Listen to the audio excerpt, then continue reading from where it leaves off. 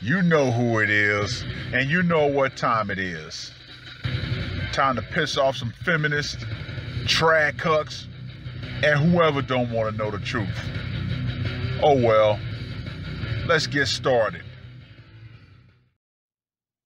What is going on, gents? It's R.P.M. here, reporting from Mobile Command. Gentlemen, I told you I was going to cover this topic. Now, I had been waiting, and I just been patiently scrolling the internet to see if this was actually going to become true.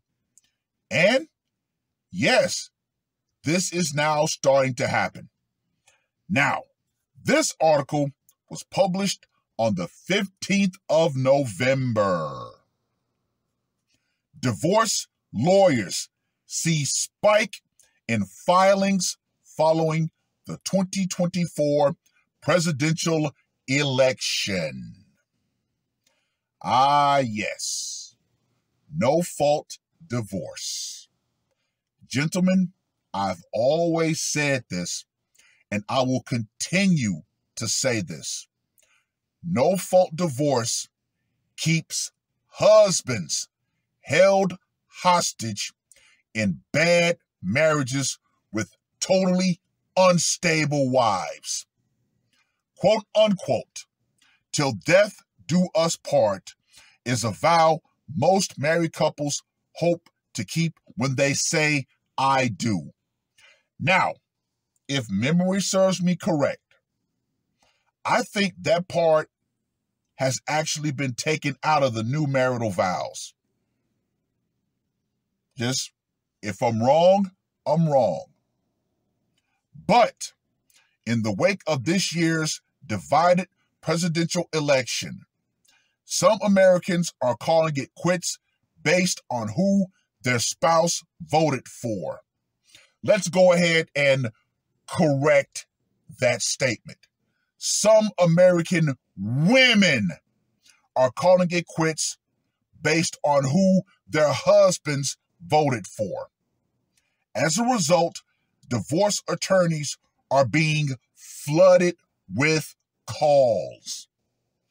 One attorney posted on X that she gained 14 new clients following the election, saying that November is usually a slow month where 5 new cases would be considered a lot. Quote unquote, once you feel, notice the word feel, like that person doesn't align with you, oftentimes people can't get past that. No, women can't get past that, said Ella Granger, a Rockford attorney who has not added any divorce clients over the election, but says she wouldn't be shocked if they started coming in. People, more and more and more over time, are choosing their own happiness over just staying together like people used to do in the past. Once again, women are choosing their own happiness. For us men, we understand that marriage is about duty and sacrifice.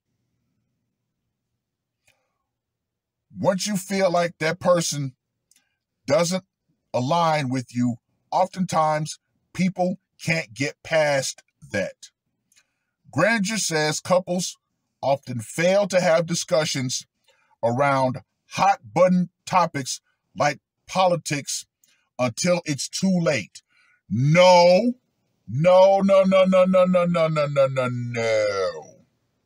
See, we men want to have these hot button topics, but men are also held by the gun of the state, if you will. Women say, oh, if you don't do what I want you to do, I'm going to put you in the doghouse. This is why so many men, myself included, for a while, become fucking neutered. henpecked. Trust me, ladies, there are a lot of us husbands out there who will love nothing more than to actually sit down and have hot button discussions with you. But we also understand that your childlike emotional state tends to be the key that is the blocker of those conversations. She said because of how politically polarized the country is, those often difficult talks are important. Then as life moves on and things change, whether that be Charlie 19, elections, financial changes, a lot of that puts stress on people too, she said. And then they all of a sudden feel differently or feel like they should have had that discussion before they got married and feel differently about the person. Mental health professionals say it doesn't have to get to that point, regardless of one who voted for. Close personal relationships are possible with people with different political views. We want people to be put above politics, said Dr. Sheila Mergain, a psychologist at UW Health. It's so important to separate the person from their opinions or political views. And I think now's the time when we really need to unify and come together and build bridges versus erecting more walls. While one cannot file for divorce based on political differences, you can file for irreconcilable differences, and political differences do fall under that category. Well, as we all know, no-fault divorce. Yeah, the catch-all. But I have some ideas on how to amend no-fault divorce. Your differences are such that no matter what you do or how much therapy you do or how much you talk to each other, your position, it's not going to change your position, Granger said. According to statistics, women are known to file for divorce in 70% of all cases. According to a Reddit user, his wife was one of those women. Quote unquote, I voted for Trump. My wife secured a lawyer, filed for divorce, worked out a separation plan, and had me served within 48 hours of me casting my vote, the Reddit post said. Donald Trump's second inauguration is scheduled for Monday, January 20th, 2025. Well. So there is a case of a woman who filed for divorce because her husband voted for Trump. To that man, I say, accept your blessing. Whatever price you gotta pay, pay the price. Let her go. Now, let's go ahead and delve into the topic of no-fault divorce, aka irreconcilable differences. Now, I said before, I had a few ideas to actually amend no-fault divorce. Now, I found it very extremely rich that you had grown-ass men before the election results actually talking about, oh, I want to agree with women and their right to choose and have control over their bodies. It's men like that to why men will never be able to get on one accord and actually get something for us. There's not been one single law or policy that has been amended or taken off the books that can actually help men. You would think more men would say, hey, no-fault divorce? Nah, we need to do something about that nonsense. However, women and society count on men having the quote-unquote, it's not going to happen to me mentality. Yeah, I know no-fault divorce is not going anywhere anytime soon. But you still have women talking about, oh, the Republicans are going to try to overturn no-fault divorce, blah, blah, blah, blah, blah, blah, blah, blah, blah. However, see, as a logical, problem-solving man, I'm willing to put forth a compromise, if you will. Now, when it comes to irreconcilable differences, no-fault divorce, well, the number one way to not have to deal with that is obviously don't get married. Yes, ladies, no matter what you say, we men control access to marriage. Yeah, marriage is tanking. Most men aren't even dating. And guess what? Without dating, yeah, you're not going to get a man to just bypass dating straight to marriage. Oh, no, no, no, no, no, no, no, no, no. Sex? Yeah, most men aren't having sex anyway. And guess what? Dating equals sex, and that date could possibly lead to engagements and marriage. Yeah, so the basic block, sex, most men aren't getting that. So, yep, that's pretty much null and void. Now, the second way, or should I say amendment that I would add to the whole no-fault divorce system, the petitioner assumes full financial responsibility for the dissolution of the marriage.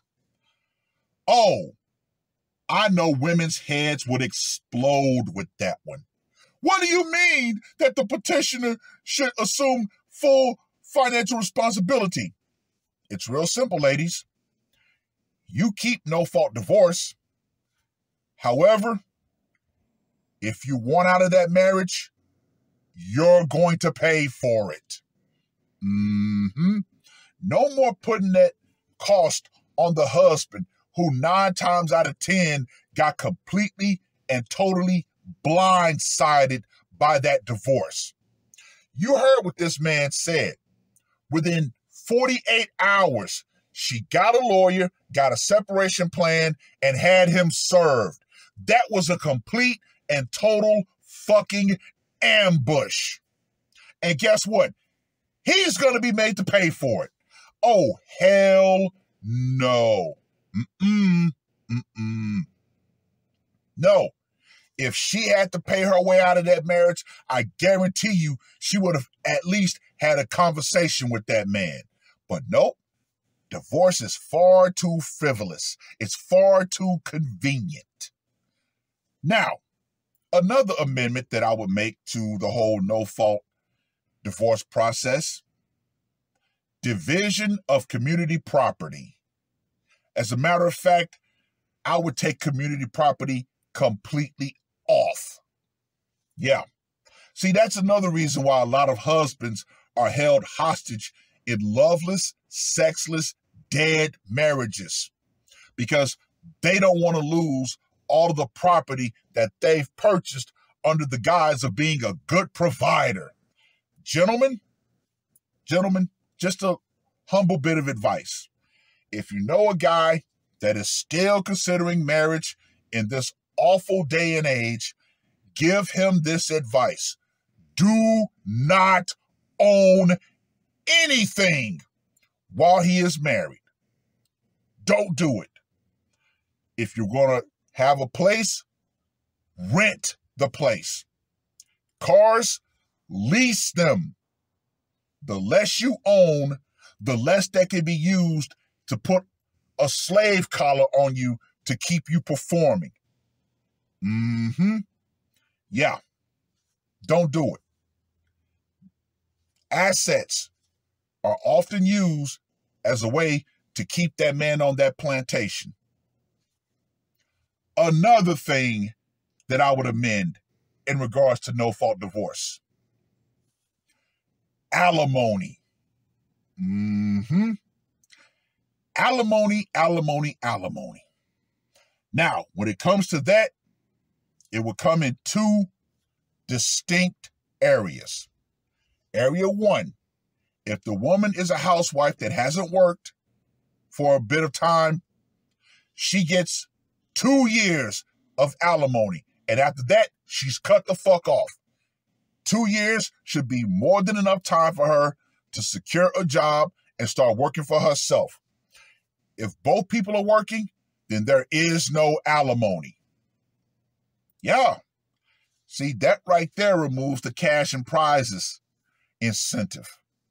And if there's anything that is purchased, then guess what? The owner keeps it. So if he buys a house during that marriage, then guess what? He keeps that house. If she buys a car, she keeps that car. And if they put finances together to buy something, then that item is automatically liquidated and they're both given half. Now, insofar as the children, automatic 50% custody. Joint custody, no money needs to change hands. When the kid's with you, you pay for it, take care of it. When the kid's with her, she pays for it, takes care of it. Now, I know this is all simply a pipe dream, but this is an example of something that men should fight for. But I know, the vast majority of men, we simply won't do it. We'll complain about it, but we won't do nothing about it. So, yeah, that's our fault. But yet, you still had grown-ass men talking just like women about women's right to choose. Women should have the right to do what they want with their bodies. What? That's not something that even affects you. Why the fuck are you talking about that? But if your wife decides, you know what? I'm going to use the gun of the state and I'm going to hold you up and I'm going to rob you. Oh, I didn't think that was going to happen. Yeah, okay, right. But yeah, just some ideas the way we can actually amend the ever so archaic divorce court system. Hopefully one day there will be a change, but you know what? I'm not going to hold my breath. Well, I've rambled on long enough. Read the article. Let me know what you guys think. And to you wives out there who think you're going to divorce your husbands just because of the election, wow. You never know what could happen. Just saying. You know, there could be a husband that says, okay, if this is what you want to do, I might decide to take matters into my own hands. And if that happens, guess what? That might end up being another episode of Hockey Mask Time. So you better understand, and you better understand this crystally damn clear. The power you think you have in that divorce court, trust me, that will go out because there's no protection for you. You think there is, but there isn't. Feminism and the idea that a man is just going to stand there and let you run over the top of him using the gun of the state, yeah, that's going to go out right along with it. Because this woman right here has declared war on her husband via the state. And if he responds, hey, it is what it is. That's all I got to say for this one. R.P.M. I am